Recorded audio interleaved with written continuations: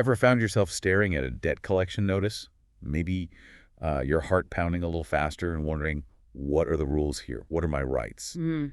It's a situation many of us have faced, or at least worried about, Mm. and it can feel incredibly confusing, maybe even intimidating. Absolutely. It's a stressful position to be in. Well, you're definitely not alone, and today we're pulling back the curtain on that very experience. Welcome to the Deep Dive. Our mission today is to, well, demystify a crucial piece of legislation that governs this space. The Debt Collectors Act 114 of 1998. That's right. We're going to unpack this powerful law for you, whether you're just, curious about your rights, or maybe a law student looking for a clear, practical understanding. And it's important to remember, this act is a living document, signed into law way back in 1998.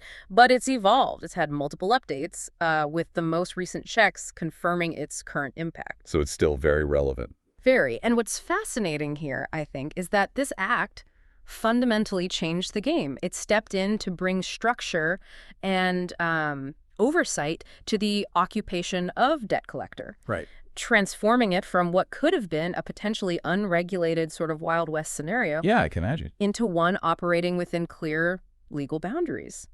The aim being to protect, well, everyone involved. That's right. Imagine a world where, anyone could just call themselves a debt collector and operate however they pleased. This act basically says, hold on a minute. Exactly. Not on my watch. We'll explore how it establishes a special watchdog. The Council for Debt Collectors clearly defines who a debt collector actually is, sets strict ethical rules for how they have to behave, and, maybe most importantly, puts in place vital protections for you, the debtor. Mm-hmm. So let's dig in. Let's jump right into the heart of it then. Who exactly is this act talking about when it uses the term debt collector? Because, well, I suspect it's probably broader than many people might initially imagine. That's the perfect place to start, really, because you're right. Many people think of a debt collector as, just a person who calls you about an unpaid bill. Yeah, the person on the phone. But the act casts a much wider net. It generally defines a debt collector as someone who, for a fee, does one of three main things. Okay. First, they collect debts for someone else. That's the classic agency model. Right. Second, they might buy up portfolios of old debts and then collect them for their own benefit as part of their regular business. Ah, so companies that buy debt. Precisely. Or third, they could work as an agent or employee for either of those first two types. The people actually making the calls or sending the letters for those companies. So it's not just individuals or agencies collecting on behalf of an original creditor, but even companies that acquire huge portfolios of old debt and pursue it themselves. That's a really crucial insight for anyone dealing with collections. It is. But are there any key players, maybe in the financial world, who might seem like debt collectors, but actually aren't covered by this specific act? And why is that distinction important? Great question. And yes, this is where the exclusions become really important to understand. The Act specifically says that attorneys and their employees are not considered debt collectors under this law. Okay. When they're acting in their normal legal capacity, of course. Why is that? Well, the rationale generally is that they're already regulated by a different, pretty robust legal framework, the rules governing lawyers. Makes sense. Any others? Yes. Also excluded are parties involved in what's called a factoring A arrangement. factoring arrangement. Really? Okay, that sounds a bit like legal jargon. Can you maybe simplify that for us? What does that actually mean in practice? Absolutely. Think of it this way. If a company sells its future invoices, basically, claims against its debtors to another company to get cash up front. Okay, like selling accounts receivable. Exactly. That's often a factoring arrangement. The key difference here is that these are usually healthy, not overdue, debts being sold as part of normal business financing. Oh, I see. The Act carves out this exclusion because its focus is really on the active collection of outstanding, often overdue debts, not on these sort of standard business financing transactions where companies sell future income streams. Got it. So the act really zeroes in on those who are directly and actively pursuing debts that haven't been paid. That's the core focus. That distinction makes a lot of sense. So the core purpose of this act then is really to professionalize and regulate a very specific type of activity, that active debt collection, making sure there's a level playing field, and crucially, protecting consumers. Precisely. The Act itself even states its aim quite clearly: to establish a council, to oversee debt collectors, to control the occupation itself, and even to amend other laws, like the Magistrates' Courts Act. specifically to legalize the recovery of fees by registered debt collectors. So it legitimizes the profession. Yes, it does, but in doing so, it places really significant accountability squarely on their shoulders. You get the legitimacy, but you have to follow the rules. And to enforce these rules, the Act sets up, as you mentioned, this dedicated watchdog. This is where things get really interesting. The Council for Debt Collectors. They're the central hub, the regulator making sure everything works as it should. Indeed. And the council isn't just, an idea or a committee. It's actually established as a legal entity. A juristic person is the term used. Like a company. Sort of, yes. It has its own rights and responsibilities separate from the people on it, and its sole purpose is crystal clear in the Act: to exercise control over the occupation of debt collector. That's its mandate. Okay, so who actually sits on this council? Is it all just debt collection industry insiders looking out for themselves, or is there a balanced perspective to ensure fairness for everyone, including debtors? That's a critical point, and the Act aims for balance. The Minister of Justice appoints up to 10 members. 10 members, okay. And it's a mix. You'll have a chairperson with civil law expertise, a magistrate, an attorney. Legal minds. Yes. And crucially, 2 to 4 actual debt collectors people nominated after consulting with industry bodies, so they understand the practical side. Right. But here's the really vital part for balance. There must also be representatives nominated by consumer interest institutions. So consumer groups get a seat at the table. Absolutely. Their inclusion is paramount for public protection, making sure that the voice of the debtor, the consumer perspective, is heard right at the top level of oversight. That balance is incredibly reassuring, and I'd imagine to ensure the integrity of such a vital regulating body, there must be pretty strict criteria for who cannot be on the council. You can't just have anyone. Oh, absolutely. The Act is very clear on disqualifications. For example, individuals cannot be appointed if they've been convicted of serious offenses, things involving violence, dishonesty, extortion, or intimidation within the past 10 years. Okay, serious stuff. Yes. Or if they're an unrehabilitated insolvent, or haven't complied with court orders, things like that. The goal is really to ensure only individuals of the highest integrity are overseeing this very sensitive area. And this council isn't just a symbolic body, right?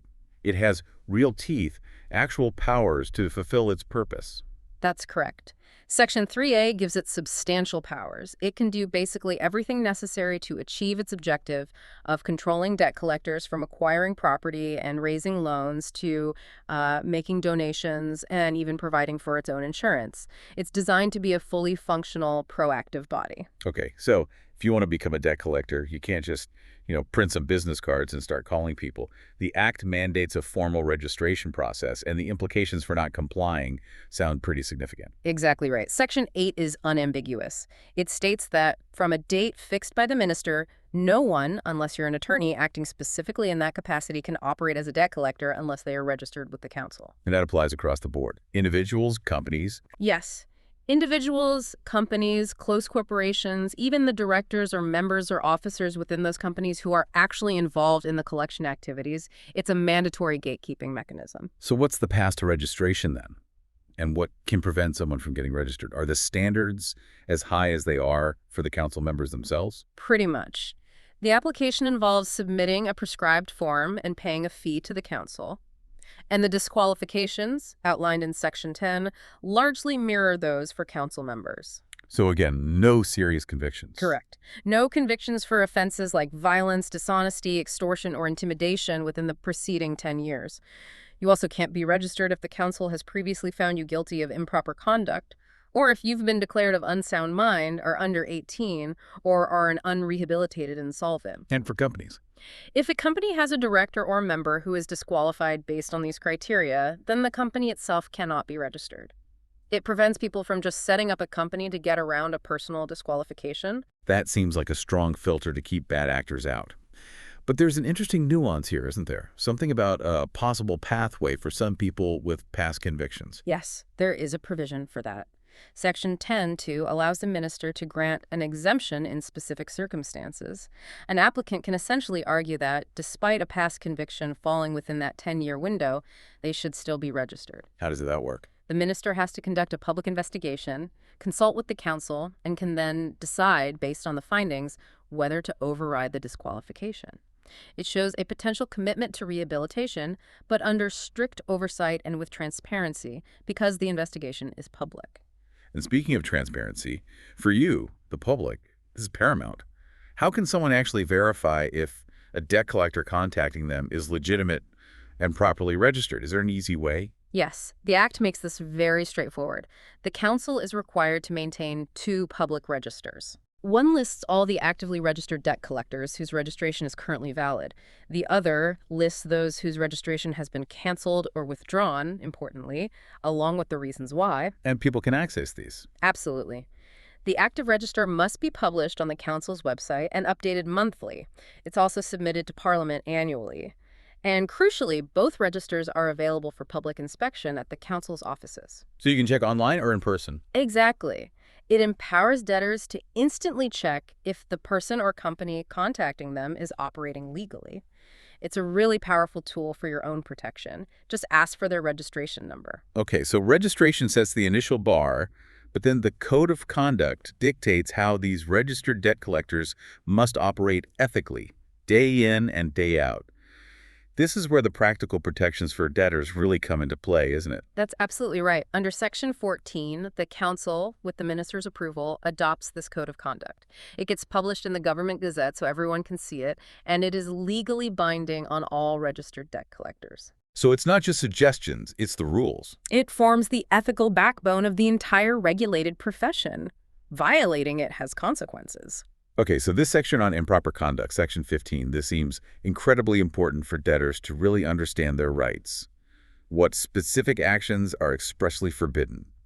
What should you absolutely never experience from a legitimate, registered debt collector? This is critical information for anyone dealing with debt collection. The Act explicitly forbids debt collectors from using or even threatening force or intimidation against you or your family members. No threats. No threats. They cannot act in an excessive or intimidating manner. This covers a lot, but think about things like making fraudulent or misleading representations. Like pretending to be someone they're not. Exactly. Simulating legal procedures or documents, impersonating law enforcement officers, making unjustified threats to take action they can't legally take. What about harassment, like excessive calls? While the Act uses the phrase excessive or intimidating manner, the Code of Conduct often provides more specific detail on things like call frequency and times. But yes, harassment falls under that umbrella. Okay. What else counts as improper conduct? Being convicted of those specific offenses we mentioned earlier, violence, dishonesty, extortion, intimidation while registered. Also, spreading or threatening to spread false information about your creditworthiness. So no threatening to tell your neighbors or employer about the debt if it's not true, or just to pressure you. Precisely. That kind of tactic is exactly what the Act aims to prevent. And of course, any contravention of the Code of Conduct itself or other provisions of the Act counts as improper conduct. So when these lines are crossed, what actually happens? The Act must have a clear disciplinary process for accountability, right? It does. If the Council investigates and finds that a debt collector has engaged in improper conduct, Section 15(3) gives them a range of sanctions they can impose. Such as? They can withdraw the debt collector's registration entirely or suspend it for a period. They can impose fines, which are payable to the Council. They can issue a formal reprimand. Can they make the collector pay for the investigation? Yes, they can order the collector to pay the costs of the investigation. And, very importantly, they can order the debt collector to reimburse any person who is financially prejudiced by their improper actions. So you could potentially get money back if their misconduct cost you. Potentially, yes. The Council can order reimbursement. It's a comprehensive set of tools designed to ensure compliance and provide remedies. And beyond disciplinary action for misconduct, Section 16 allows the Council to withdraw registration for other reasons too, like if they lied on their application. Yes, or if they are subsequently convicted of one of those disqualifying offenses or become insolvent or fail to pay required fees to the Council. The High Court can also withdraw registration under Section 17 if other justifiable grounds exist. But critically, in these cases, the debt collector must be given a proper opportunity to be heard before their registration is just yanked. Due process is important. Absolutely. Okay, so moving beyond just ethical conduct, the Act directly impacts your wallet too. It sets clear limits on what can actually be recovered from you and how your money is handled. This seems vital for consumer protection, ensuring you're not hit with unfair or hidden charges. This is Section 19, and yes, it's a cornerstone for debtors. The Act makes it incredibly clear. A registered debt collector can only recover three things from you. Okay, what are they? 1. The capital amount of the debt itself, the original sum owed. 2. Any interest that is legally due and payable for the period the debt remains unpaid. And 3. Only the necessary expenses and fees that have been prescribed by the minister after consulting with the council. Prescribed by the ministers, so they can't just make up their own fees. Absolutely not. No arbitrary charges, no inflated admin fees, unless they fall strictly within what the minister has officially prescribed. It puts a cap on recoverable costs. So you're not just at the mercy of whatever fee structure debt collector decides to impose. Is there some kind of independent check for fairness on those charges? Yes, there is a very powerful right here for debtors. You, as the debtor, have the right to request that a clerk of a magistrate's court, or alternatively a costs committee of a provincial law society, tax or assess any account of costs, interest, and payments that the debt collector claims you owe. Tax or assess. What does that mean practically? It means an independent, qualified person reviews the collector's bill to ensure all the charges, the interest calculations, the fees, the expenses are actually fair, legally permissible, and correctly calculated according to the law and the prescribed tariffs. It's a check against overcharging. That's a fantastic protection. And what about understanding the account itself? The debt collector must provide you with a full settlement account if you request one. This is basically a complete breakdown showing all the debits and credits related to the debt, and you're entitled to request this free of charge once every 6 months. Transparency again. Okay, this next provision about trust accounts sounds incredibly important for your protection as a debtor. It seems to fundamentally change how your payments are handled. Can you break down the core principle here for us? Yes, Section 20 is critical for safeguarding your money. The rule is this. Every debt collector practicing for their own account must open and maintain a separate trust account at a registered bank. A separate account just for client money. Exactly. Any money they receive on behalf of their clients, like the payments you make towards your debt, must be deposited into this specific trust account as soon as practically possible. And why is that separation so important? Because of subsection 7. This is the game changer for your security. It states, and this is almost a direct quote, "No amount standing to the credit of a trust account shall form part of the assets of a debt collector or may be attached on behalf of any creditor of such debt collector." Wow, okay, break that down. So if the debt collector themselves goes bankrupt or has their own financial troubles, the money I've paid into that trust account is completely safe and separate. It can't be touched by their creditors. Precisely. Your money remains legally ring-fenced. It's protected from the debt collector's own financial woes or business failures. It's a critical firewall ensuring consumer funds aren't lost if the collector runs into trouble. That is a massive protection. It is. Plus, there are other safeguards around these accounts. They have to be audited annually by a public accountant with a report going to the council. And all interest earned on the funds in these trust accounts goes to the council, not into the debt collector's pocket. Adding another layer of accountability and removing any incentive to, hold on to funds unnecessarily. Correct. And there are even further provisions, though not yet commenced, for the council or the master of the high court to step in and control these trust accounts if a debt collector dies, becomes insolvent, or has their registration withdrawn, further safeguarding those funds. It sounds like a really well-thought-out system for protecting payments. It aims to be, yes. Now, you mentioned earlier this act isn't static. Its various amendments over the years show it's a living, adapting piece of legislation, constantly evolving to meet new challenges or refine existing rules. That's absolutely right. It's been amended multiple times by various Judicial Matters Amendment Acts. You see them popping up in 2005, 2008, 2017, and most recently with Act 15 of 2023. So the law keeps pace with the times. These updates reflect ongoing legislative refinement. They show a commitment to ensuring the Act remains effective and responsive to the practical needs and challenges arising in the legal and financial sectors regarding debt collection.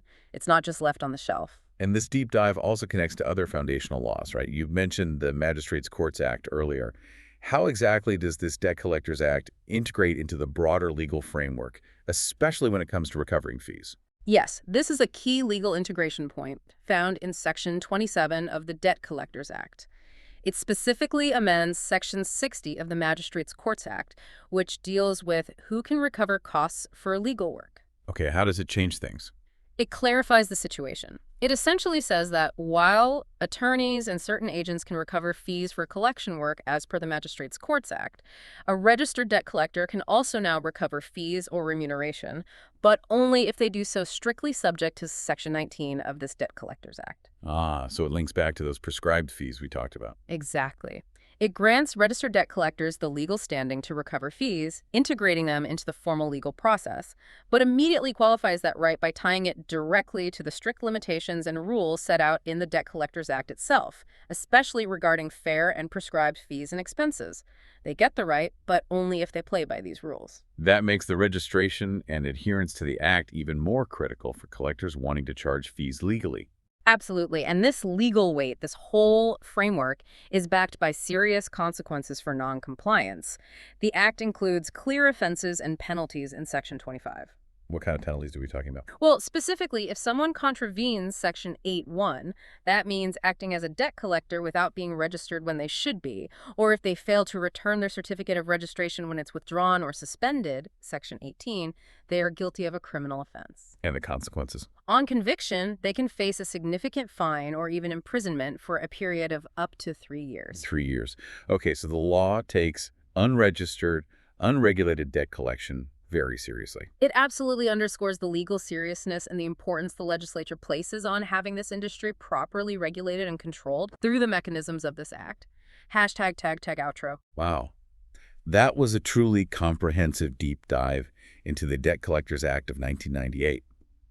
We've really seen how it brings much-needed order, transparency, and, importantly, vital protection to a critical area of our economy. It impacts both those who collect debts and, crucially, those of us who might owe them. Definitely. And if we try to connect this to the bigger picture, I think it's clear this act is far more than just some dusty legal document on a shelf. It actively works to professionalize an entire industry. Right. It establishes that robust ethical framework through the Council and the Code of Conduct. And perhaps most importantly for listeners, it provides significant, tangible legal and financial safeguards for you, the individual who might find themselves facing debt collection efforts. Yeah. For our law students listening, it's a really fascinating case study in regulatory law, isn't it? Showing how an act like this evolves through amendments and how it integrates with other foundational legislation like the Magistrates' Courts Act. But for everyone else, it's really about knowing your fundamental rights, understanding the boundaries of what's acceptable, and recognizing that there is a system designed to protect you from improper conduct or unfair charges. Absolutely. But, this does raise an important question, doesn't it? While the Act provides this quite robust framework, how much responsibility still rests with the individual debtor to actually understand and then assert their rights when they're faced with collection efforts? That's a great point. The rights are there, but you need to know them and use them. Exactly. Do you know where to look for that registration number? Do you know you can ask for that settlement account? Do you know you can challenge the fees? Knowing the framework exists is one thing. Using it is another. Exactly. So maybe as you navigate your own financial life, consider this. In an increasingly complex world, how much real power does being a well-informed citizen actually give you? Especially when you take the time to understand the very laws, like this one, that are designed to protect your interests. What steps can you personally take to ensure that your financial interactions, particularly if they involve debt, are always fair and transparent? Food for thought. Indeed. Thank you so much for joining us on this deep dive. Until next time, stay curious, stay informed, and know your rights.